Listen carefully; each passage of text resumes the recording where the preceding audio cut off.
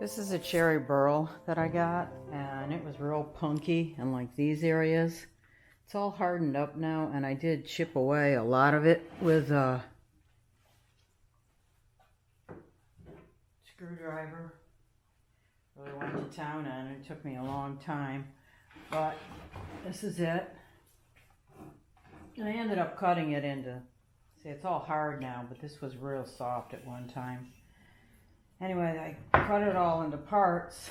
This will make a nice bowl of some kind. But I was thinking platters with these.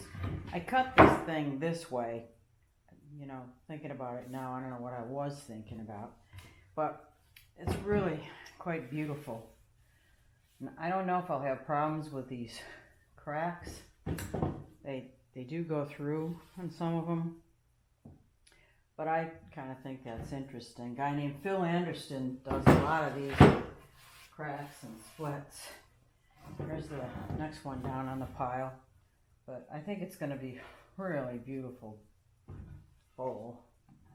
And let me tell you, these things are heavy. I'm guessing, I don't know, 10 pounds a piece. Real dense. So there's the fourth one down. So you can see the center of this tree was relatively intact until something messed with it and made the burl all the way around the whole tree. So it was a center tree. Here's the last one. And like I said before, I cut these and then I joined them back together, which is why this says a 2. This was a 2. Anyway, you can see how this was punky. But it's dry and hard as a rock now. Well, it's not totally non-punky, but it's pretty hard. So that's what I'm starting with. And we'll see how it turns out.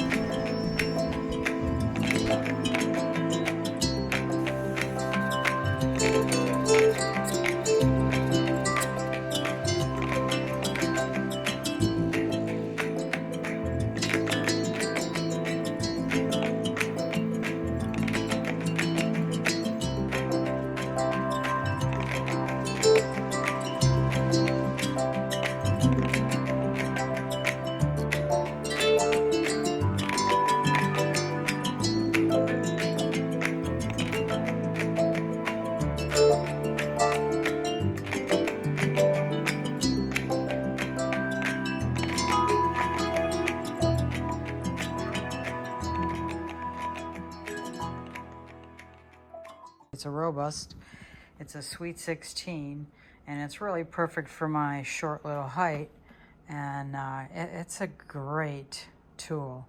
It has the starter over here, which makes it safer, and I have this air gun here to blow it off when I want to keep it clean, because you really want it clean. It looks like I've got it gouged up already somehow. Anyway, it's easy to gouge things up. But I wanted to point out, when I was using this, I would turn it on slow, like low speed, and then turn it forward. You just push it like that, and it goes forward. You can see it's going very slowly, which is great for, you know, it goes at 50 RPM. So, and there's a readout right there. It says 50, 50.8, something like that. So it's pretty slow. Anyway, it's good for things like if I put resin on a bowl or something that I'm making, or a sink that I'm making, this is a really good speed to turn it. If I did that, by the way, I would completely cover all of this to prevent that stuff from getting on this lathe and screwing up the bench here, bedways. Anyway, this is how you shut it off. You just press that button. But what I found was happening is I was working with this, and you can see if you look at this, this is catchy, and man, it is catch. I was getting bombarded by little chips.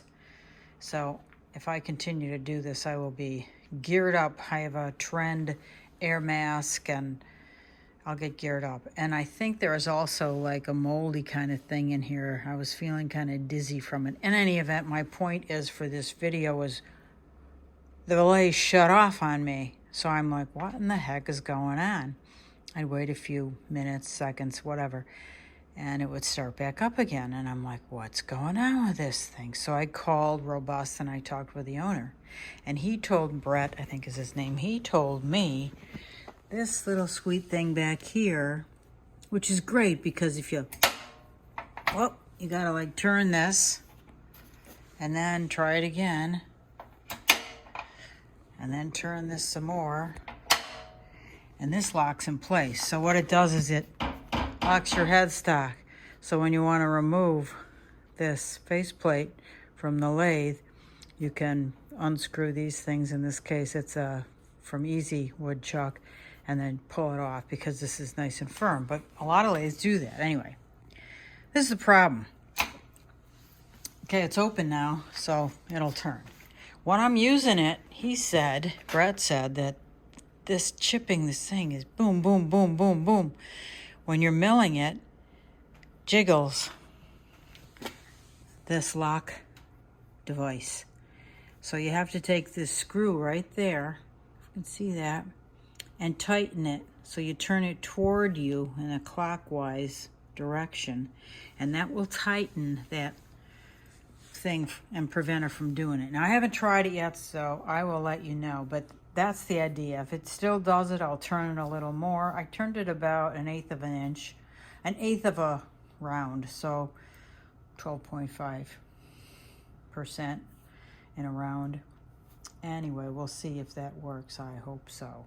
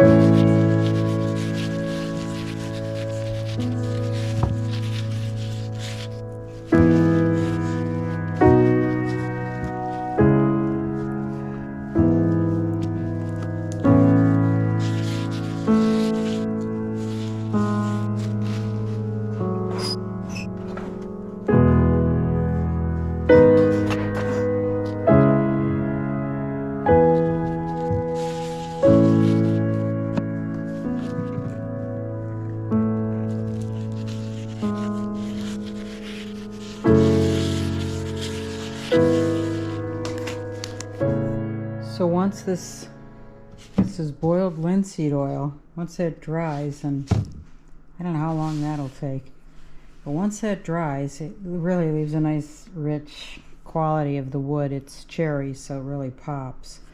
But I'm gonna take this milli putt, it's black, and it's an epoxy, 2-part epoxy, and I'm gonna fill it in like areas like that, and I may leave that way and fill it in there. And in here, fill it in black. Not go too much, but just fill it in. And then take it, you know what, I might just hand sand these, the top. You can see that it's still got marks from the lathe chisel. But I can hand sand that just so it's not so rough. But I don't want to do it on the lathe, because if I do it on the lathe, it could chip out and really leave a big chunk. I mean, I already got a big chunk, but that's natural. So I want to make it pretty nice. But I left the, okay, I'm having a blank. What's the name of it? Yeah, that piece. Leaving that on so I can put it back on and sand down where I put the milli putt so it's nice and smooth. So once that's done, And I can also sand this part before I do that. But once that's done, then I'll put the chuck in over here and then flip it around and gouge out a bowl. It's not going to be a big bowl because there's too many irregular edges, but you know, we'll see. Funky and cool, I think.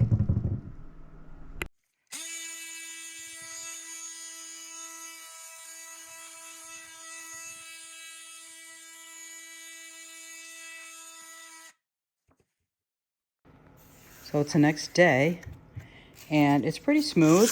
I'm just going to give it a light sand.